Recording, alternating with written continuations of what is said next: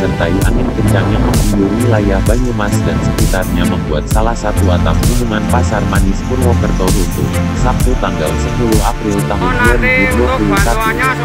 Peristiwa robohnya atap tersebut sekitar pukul 15.45 WIB. Selain itu, angin kencang juga menerjang Moro Swalayan. Itu bocor lagi.